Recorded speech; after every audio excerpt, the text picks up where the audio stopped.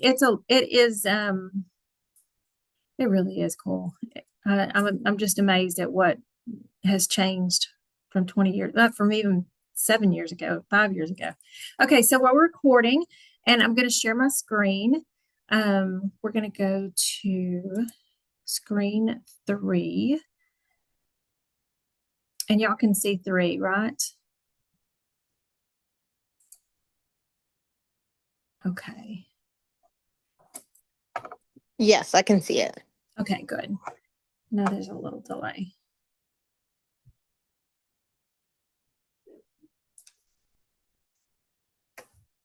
Okay. So I've got 3 screens up here. We're going to get rid of that.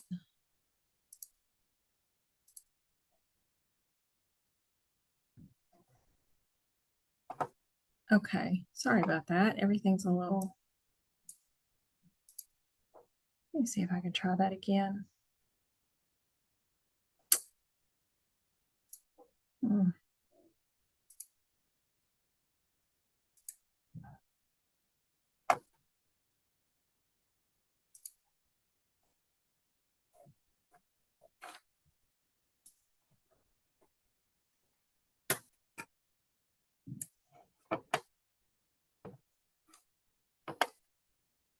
A little technical difficulty here, but it's about to resolve.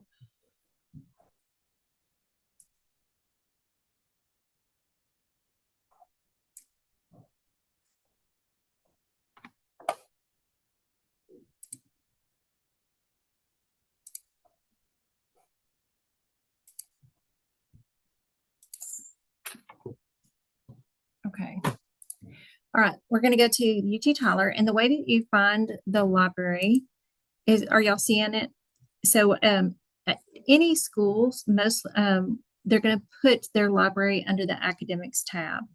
And so that's where we're going to go. And of course, this is, I'm showing y'all sort of the way you would do it if we didn't have the LibKey Nomad extension, which makes it possible to search from the Google Scholar website.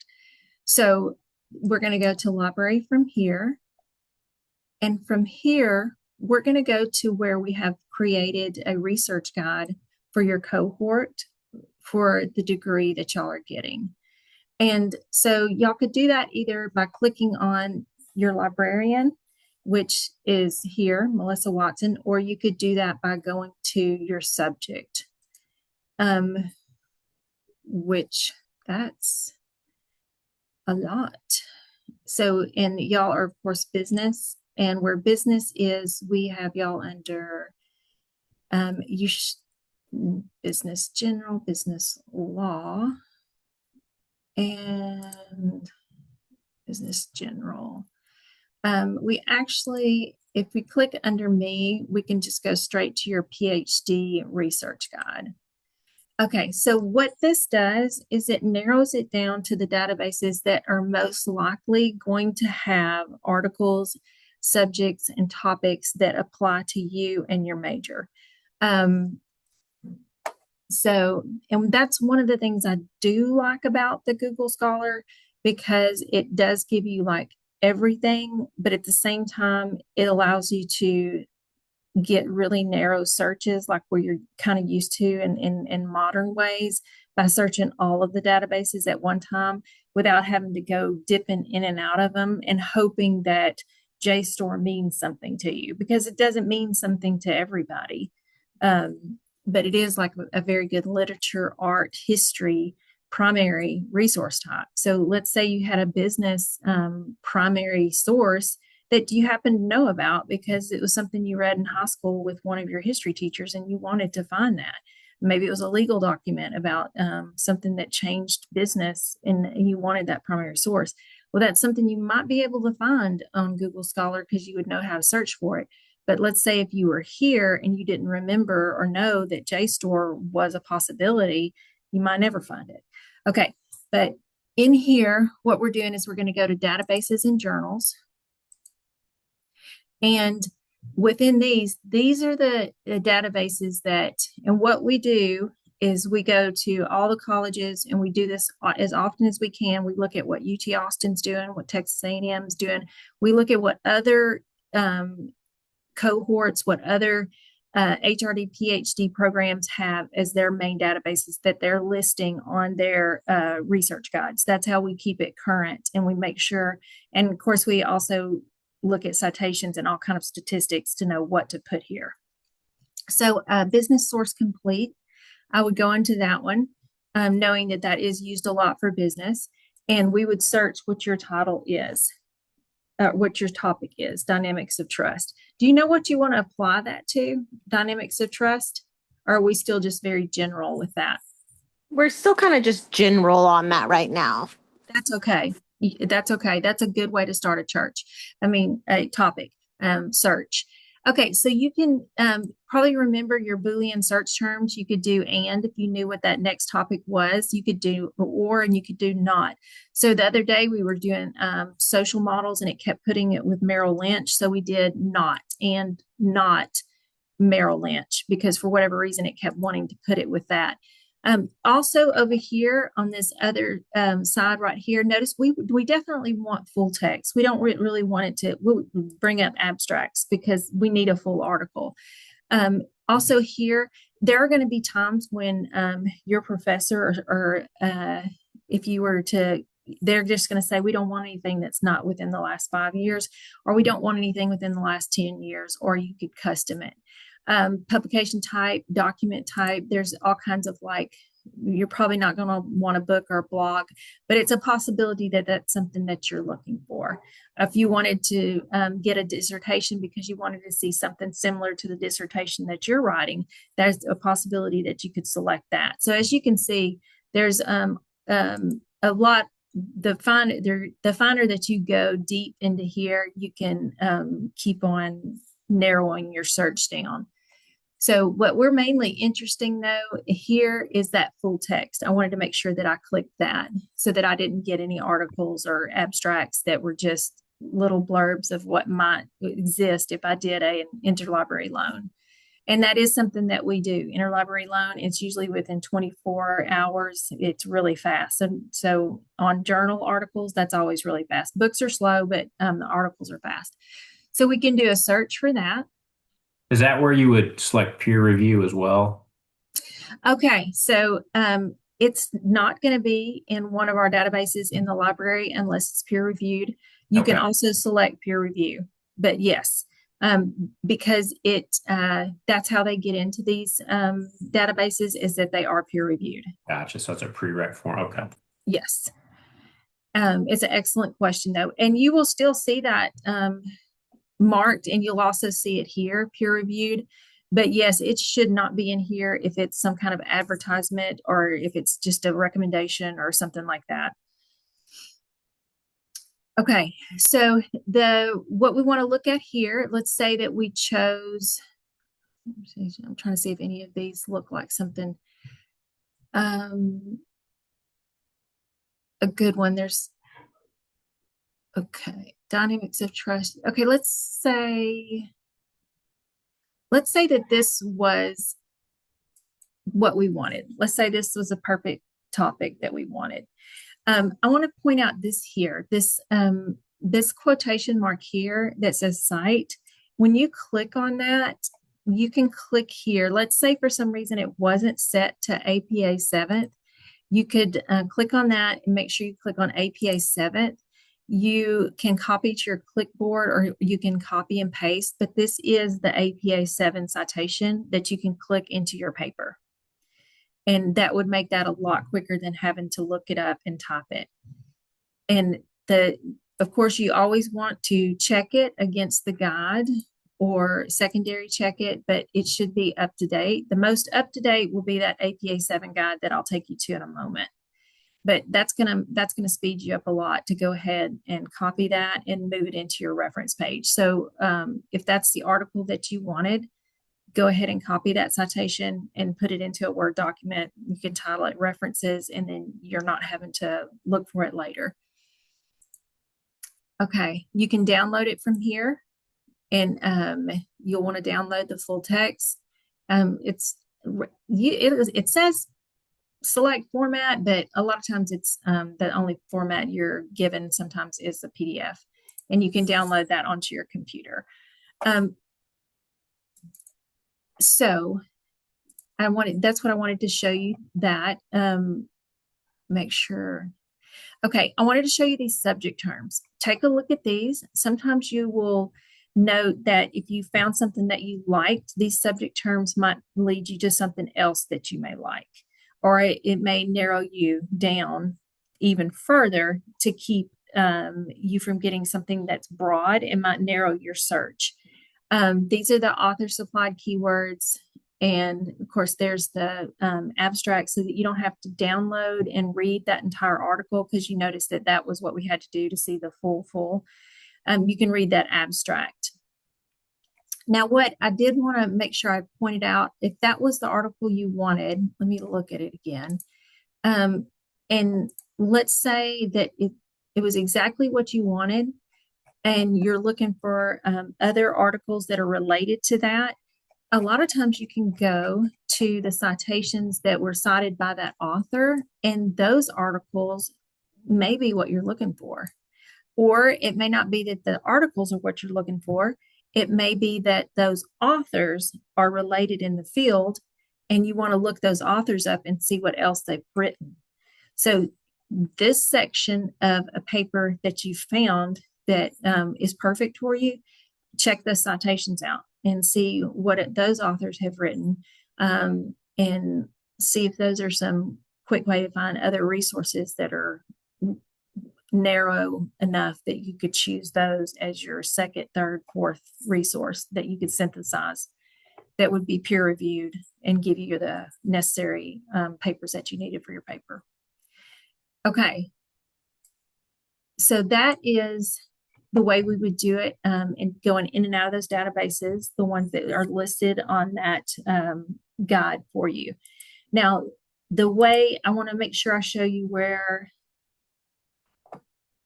so these databases and journals, I would go in and out of those, looking for my topic and downloading those resources. What I want to show you, though, is the other extensions we have that make it easier and a lot easier to keep up with and save you time. That's what I want to show you. And that it's all available to you, that we keep up with that. Okay, so on our research guides, it's on our citations, all of our guides under citing sources, citation guides. And it should pop up right there.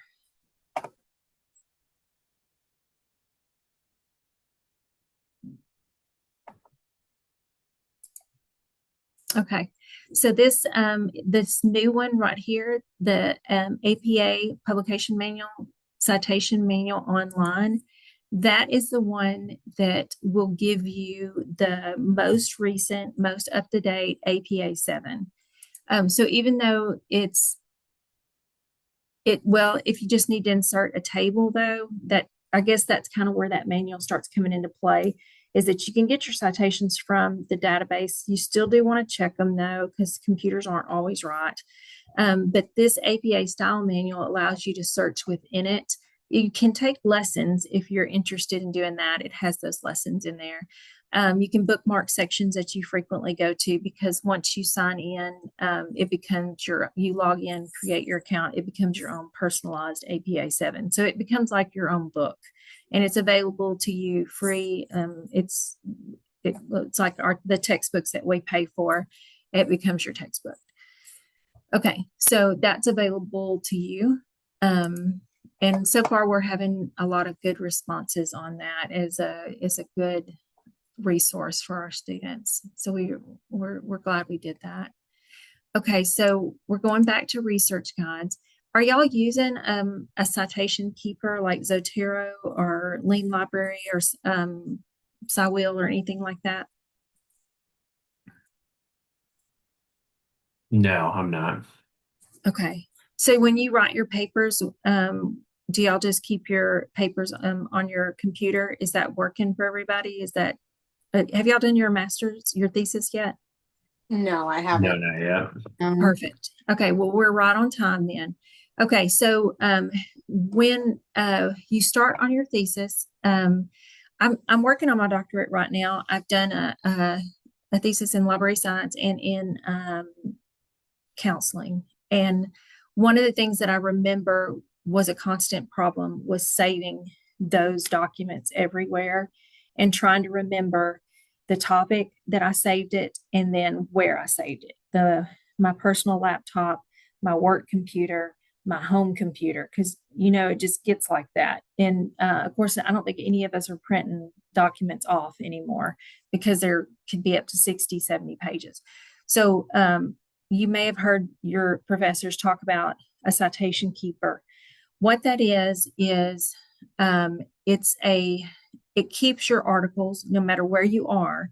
It keeps your articles and it keeps them by topic, and it also cites it, so it keeps a bibliography for you, and it allows you to keep notes, and it allows you to highlight. So it's like and we pay for it as long as you have your Patriot email address. We have 3 at UT Tyler. Most of our professors have recommended Lean Library. It was SciWheel. So if you've heard SciWheel, they just sold it to Lean Library. But there is Zotero, and there is, I'll take you to that page.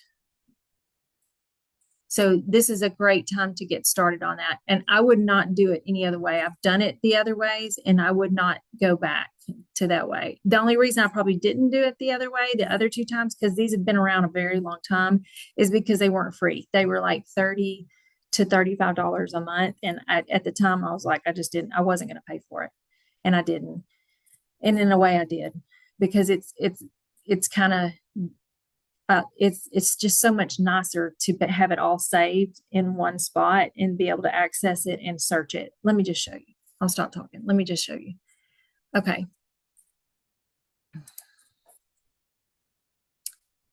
Okay, we were already there. It's citation managers, and I've got to talk to our web designer that's on here twice. I don't think they realize that. Okay, so there's the Lean Library workspace, and feel free to look at these and make sure you make your own decision which one you want to use. I like Lean Library, which was formerly SciWheel, and here's these others, and this is what they'll cost. Once you're not a student at UT Tyler, they don't cost anything while you're here. Okay, Lean Library Space, this is what they do. They work with as add-ins on Microsoft Word and Google.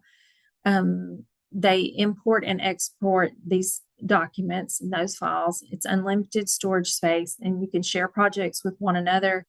There's the FAQs. I'm going to show you just how it works, how I use it on my own paper. So that's, yeah.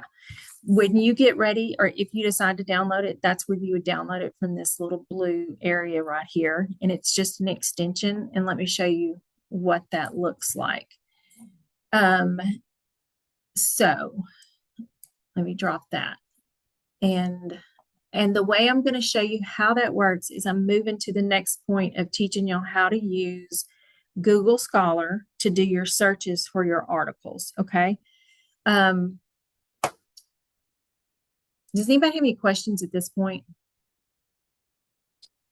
No, I don't think so. Okay. That I need to show you how to get the LibKey Nomad, because that works with how we get the articles from Google Scholar. Yeah, it's a lot. Just make another appointment if it gets confusing. But I think it's recorded, so it shouldn't be. Okay, so we're going back to, okay, so we're going back to the library.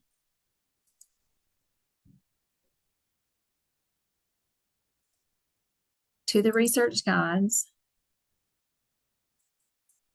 And we're going to all the guides, because I want to show you where that LibKey Nomad is, so that works with Google Scholar. So it'll download those articles, so you don't have to go into all the databases.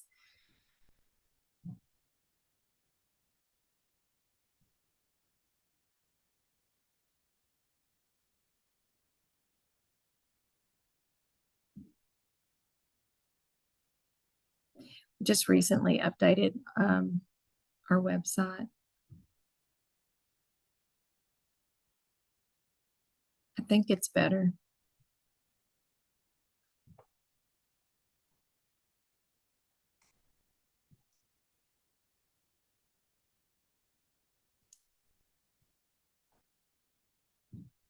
except for the fact I'm having to learn it again.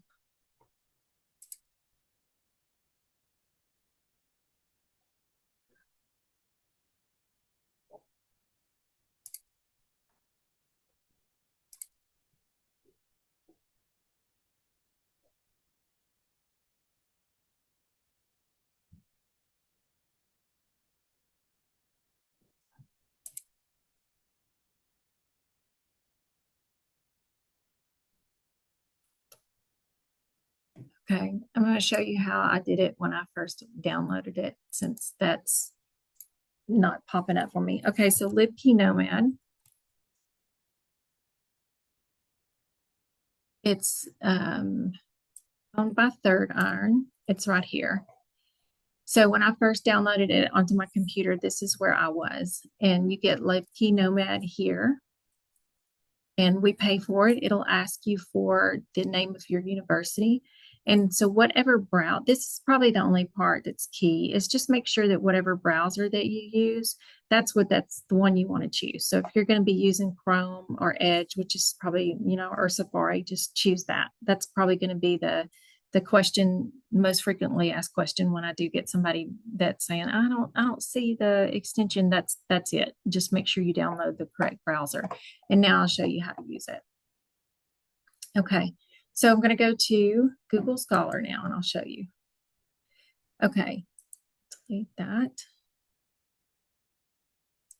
Okay, so we're going to go to Google Scholar here.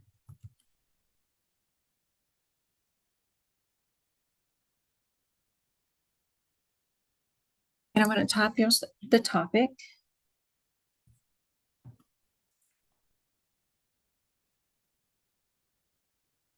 Okay, so what you're noticing right here is this LibKey Nomad function. See this right here where it says PDF? And here where it says PDF UT Tyler Access? That's what that extension is doing. And how I know that it's on here is it's right here in this bar. So once I've downloaded it, it shows up in my bar, and that's how I know it's here.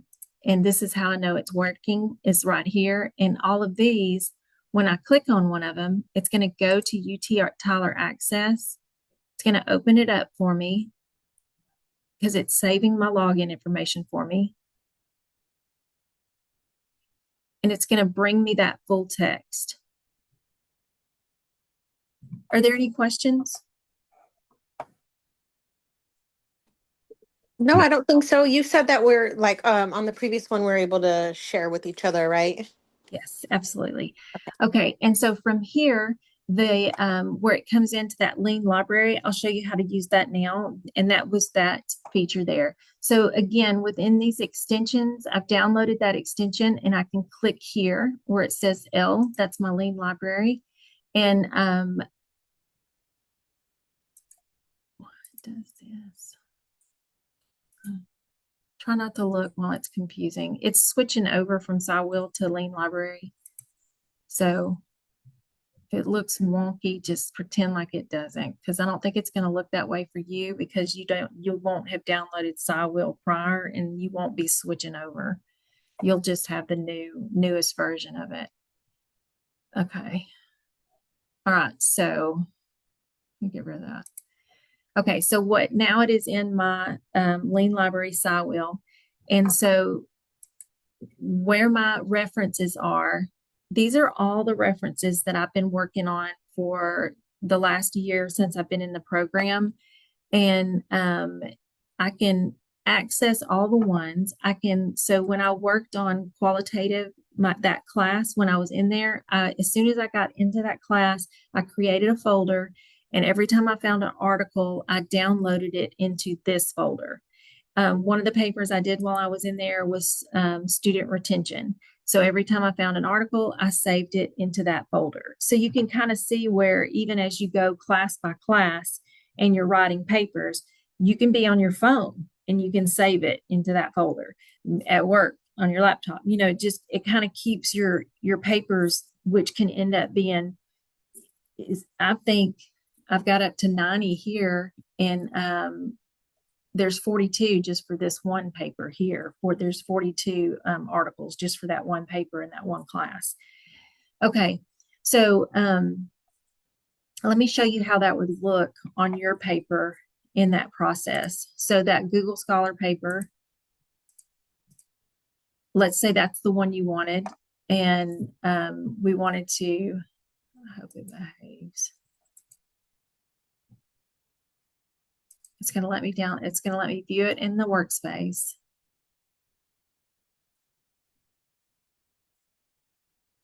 Okay.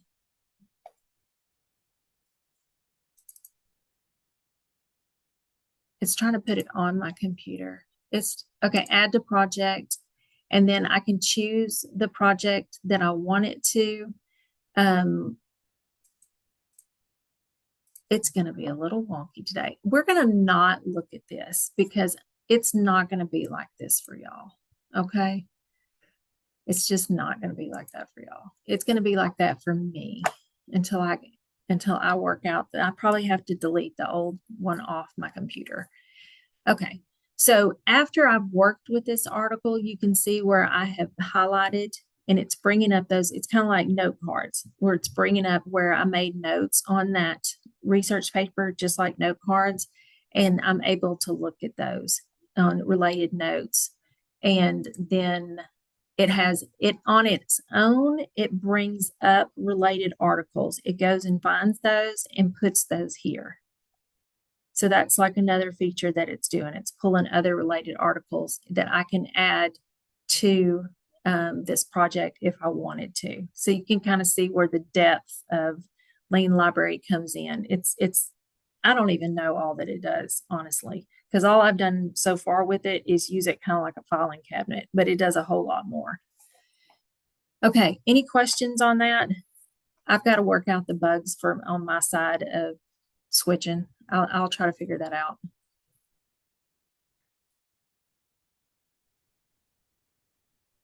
No, thank you. Thanks, everyone. Hey, guys, I have another 2 o'clock. I may have to drop and review the clips afterwards.